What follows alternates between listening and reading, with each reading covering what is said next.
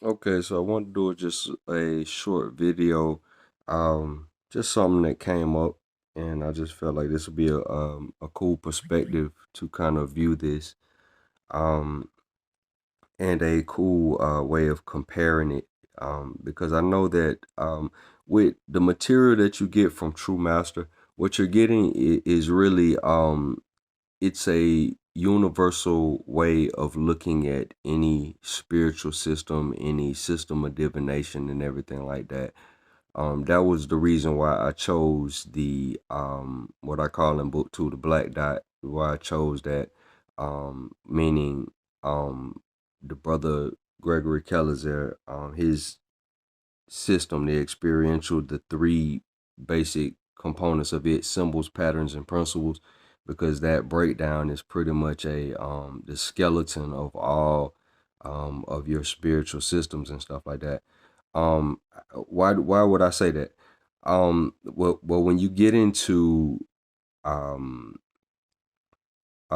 aspects of astrology and everything, what I'm calling principles in this, let's say I'm calling it principles. Well, when you get into, let's say, I think it's chapter one of the Corpus Hermetica, where Tahuti is getting the vision and everything like that, as far as how the universe was formed and how it's formed from mind, and then it comes down from mind into physical matter and animals and humans and all the things like that, and how the soul, basically the soul's descent into matter and everything like that, and on its way into matter, it accumulates the energies of the various planetary spheres, and when the mind creates the universe and everything like that, um, um, the spheres basically govern destiny. They're aspects of it's a neat way of putting it. Neat as in clean. It's seven different categories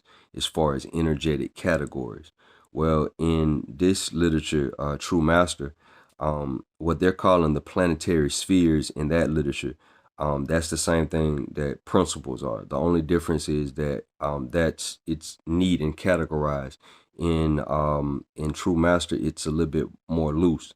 Like, as far as principles, you could use the context of the seven classical planetary spheres, or what have you, the seven wandering stars, the seven classical planets. You could use that the categories of those if you like. But Venus is for relationships, Mars is for action and things like that. You can use those general categories. Or within True Master, if I want to use integrity as a principle, if I want to use various different other concepts as principles and everything like that, I can, or what have you. If I want to use a particular archetype, a behavioral archetype or something like that, I can use that. You see what I'm saying? So even the skeleton of this is it's compatible with Carl Jung, his stuff. When you start talking about the workings of the mind and everything like that. And another interesting point to put a lot of this material, a lot of people talk about this same material. When you get into a lot of this material, it's esoteric in nature, but it also is dealing with relationships. So it's talking about relationships with those particular principles, or as it would say in that Hermetic literature, the planetary spheres and the influence of the planetary spheres, however it may go, or what we would say as principles. But it also ties into relationships with people, and ultimately it forms your spirituality, your self-esteem, and your spirituality. It fuses your self-esteem with your spirituality, because it puts you in a place. It's not anything really about how people talk about God and stuff like that. The material is not it's not like an atheistic type thing. It doesn't interfere with whatever belief that you have in God. It's more of a doctrine, of a personal doctrine, a personal understanding in regards to, like, what you would or what a normal person would consider the soul or something like that. So a lot of the Hermetic literature, as far as the soul and everything like that, and the planetary spheres, they're speaking in a different type of language, a different type of vernacular. But this is the same stuff. It's the same. It's the same thing, because it's just laid out in a neat format of 7 planets or 7 categories or what have you or whatever. True Master is just a little bit looser. But if we get into that, those 7 categories, that's like the foundation of all most of your occult science. So when you get into herb magic, if you were to go on Google right now and you were to Google the magical usages of alfalfa. You know, they feed cows alfalfa, you know what I mean? But it has a magical purpose. It's for, you use it for prosperity spells and things of that nature or whatever. But it's aligned with Venus. You see what I'm saying? So the category of relationships and prosperity and all that stuff like that, it falls into that category. So you have metals like that. Tin is associated with Saturn. Gold is associated with the sun. It has the same breakdown or what have you.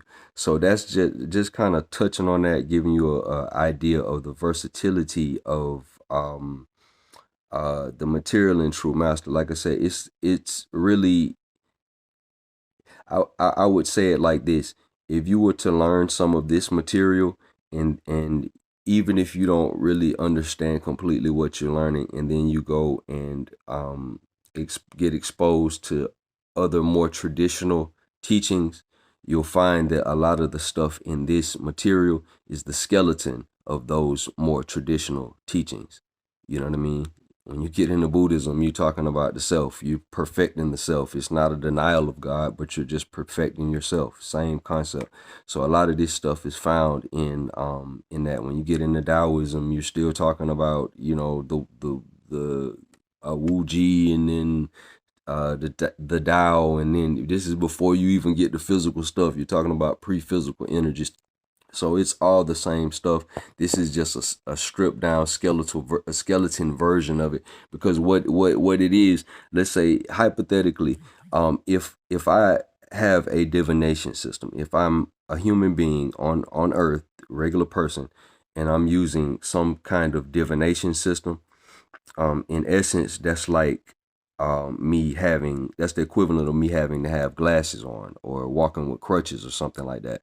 It's to compensate for a handicap. Um, should this material be expounded on or perfected, and I'm not claiming to have perfected it. I just put enough in um enough of this material in a book for people, for somebody else to be able to maybe run another 10 miles with it, however it may go. But should this information be expounded on and perfected, what have you, it alleviates the need for a divination system like tarot cards or shells, Corey shells, or anything like that. It alleviates the need for that, because you can just like how in the movie The Matrix, where the guy just looks at the code, the computer code for the Matrix, and he'd be like, oh, I see a blonde, I see a, you know what I'm saying, whatever case may be. This is like that. When we say patterns and things like that, it enables you to, it's a helmet that you put on to solve problems. So it enables you to view and eyeball just regular life situations or circumstances and be able to read them. You see what I'm saying? So that's, that's in its higher form or what have you. But that's the material that we're really dealing with here.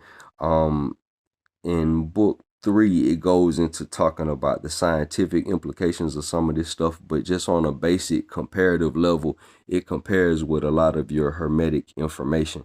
That's why in the book it talks about how this material is gathered from the principles used to create civilization. It's the skeleton of ancient teachings distilled down to, simplicity. Yeah, but I just wanted to make that quick video. Thanks for the support, and catch you guys next time.